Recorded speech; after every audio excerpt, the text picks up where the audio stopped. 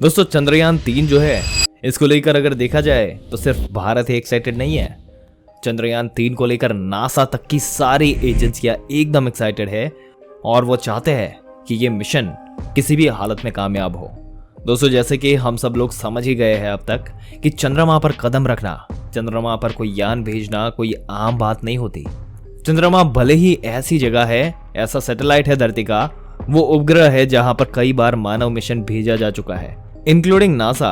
कई देशों ने अपने यान जो है वो वहां भेजे, लेकिन आपको यकीन नहीं होगा ये जो यान जो उसमें भेजे गए उसमें सिर्फ 3 देश का नाम आता है जो सक्सेसफुली वहां पे लैंड किए, और उसमें है अमेरिका, रशिया और चाइना, और चौथा नंबर भारत का लगने वाला है। तो ये सबसे बड़ी उपलब्धि भारत की जो है वो हो सकती है।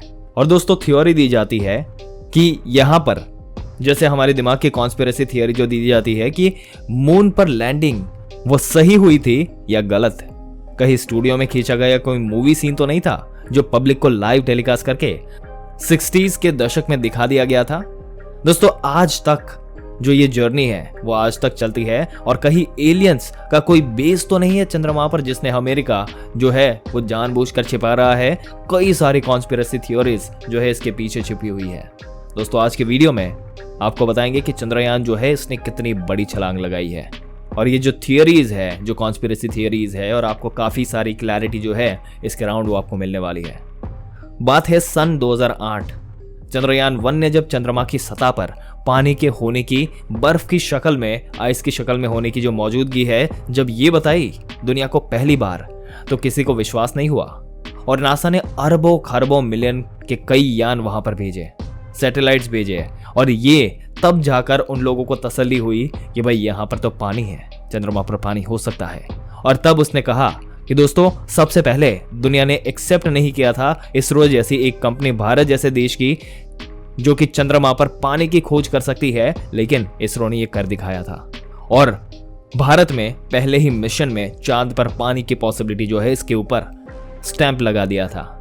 दरअसल अमेरिका का जो मून मिशन था, जितने भी मून मिशन होने चले, अपोलो मिशन और इसके बाद कई सारे मिशंस जो है वो भेजे गए।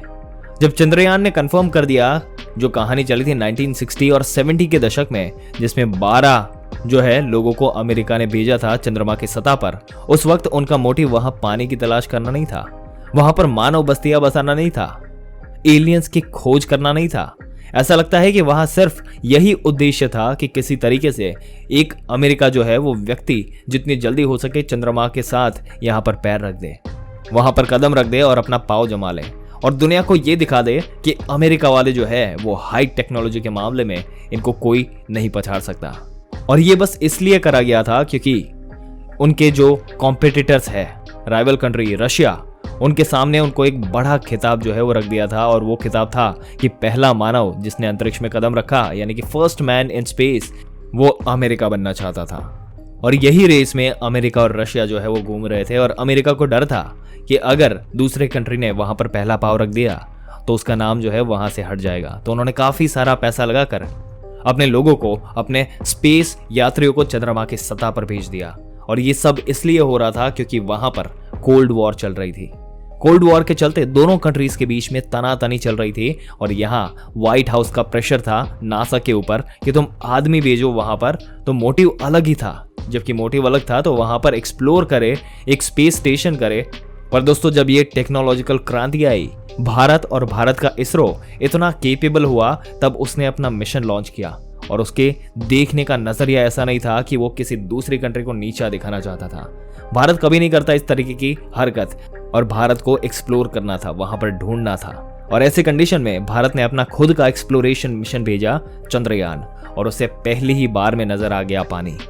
दोस्तों कोई सरप्राइज वाली बात नहीं होगी अगर इस बार चंद्रयान 3 जो है वो चंद्रयान 1 की खोज को कंफर्म करके आ जाए और पहली इमेज जो है वो हमको भेज दे। पहली इमेज एक चंद्रमा पर बर्फ की, और वो बर्फ पानी जो है वो चंद्रमा पर मानव बस्तियां बसाने के लिए एक बहुत बड़ा सोर्स जो है वो बन सकता है। तो दोस्तों ऐसा है कि रात में आसमान में आजकल सारे लोग जो है वो प्राइवेट एस्ट्रोनॉट्स भी है, वो चंद्रयान को देखने की कोशिश में लगे हैं। जिसके पास जो अच्छा टेलीस्कोप है वो चंद्रयान को निहारना चाहते हैं, लेकिन इसके लिए काफी एडवांस टेलीस्कोप की जरूरत पड़ती है। दोस्तों हाल ही में एक वीडियो आया था जिसमें चंद्रयान को स्पॉट किया गया था और उन्होंने इस्तेमाल किया था पोलैंड का जो हाई टेक्नोलॉजी नाम की एक कंपनी है, उनका जो टेलीस्कोप है वो इस्तेमाल करके उन्होंने देखा था और वहां से एक वीडियो कैप्चर किया जिसमें चंद्रयान 3 दूर गति से अंतरिक्ष को चीरते हुए चंद्रमा की ओर आगे बढ़ता हुआ दिखता है। ये वीडियो इतना वायरल हुआ ट्विटर के ऊपर कि पूरी दुनिया में फैल गया। दोस्तों अब आपको बता दें कि ये जो मिशन चल रहा है चंद्रयान 3, इसे ऐसे ऑपरेट नहीं किया जा रहा, ये पूरी तरह से ऑटोमेटेड नहीं है और ये भी पूरे तरीके से इसरो के कमांड सेंटर के अधीन काम कर रहा है, यानी कि रिमोटली इसे ऑपरेट किया जा रहा है।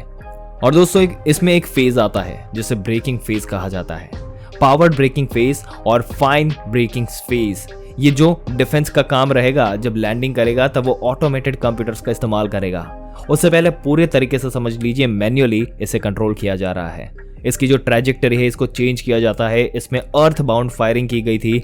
इसकी जो अर्थ से लूनर ट्रैजेक्टरी तक जाना था इसको, तो उसमें भी उसको बाहर से पुश दिया गया था। तो ये सारी चीज़ें जो है वो मैन्युअली हो रही थी और इसरो की टीम जो है इसको कमांड दे रही थी।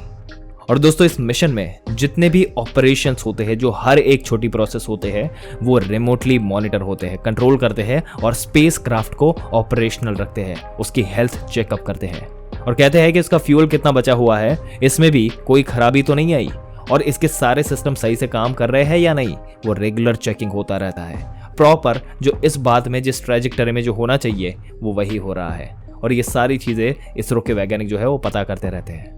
और दोस्तों बड़ी न्यूज़ तो यहाँ पे ये है कि जल्द ही चंद्रयान पहुंचने वाला है चांद के 40,000 किलोमीटर के डिस्टेंस के दायरे में।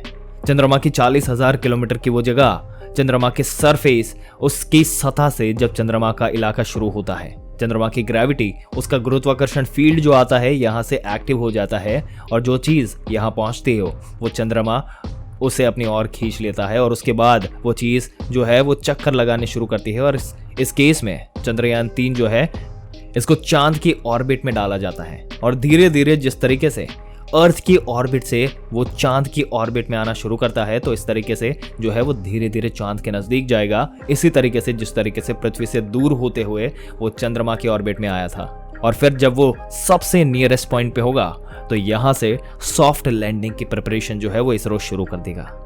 दोस्तों आपके क्या विचार है? चंद्रयान 3 जो है वो अपनी बड़ी छलांग लगाने के लिए तैयार है और वो लैंड करेगा और भारत का नाम जो है वो रोशन करने के लिए वो अपने राह पर है। अपने विचार जो है वो हमें कमेंट करके ज़रूर से बताइएगा। अगर ये वीडियो और इसमें दी गई जानकारी आपको अच्छी लगी हो तो अपने दोस्तों और रिश्तेदारों के साथ ज़रूर से शेयर कर दें और ऐसी ही जानकारी पाते रहने के लिए हमारी चैनल को सब्सक्राइब करके बेल आइकन ज़रूर से दबा दें। मिलते हैं एक और दिलचस्प वीडियो में एक और दिलचस्प जानकारी के साथ। तब तक के लिए इस वीडियो में अंत तक बने रहने के लिए आपका दिल से धन्यवाद।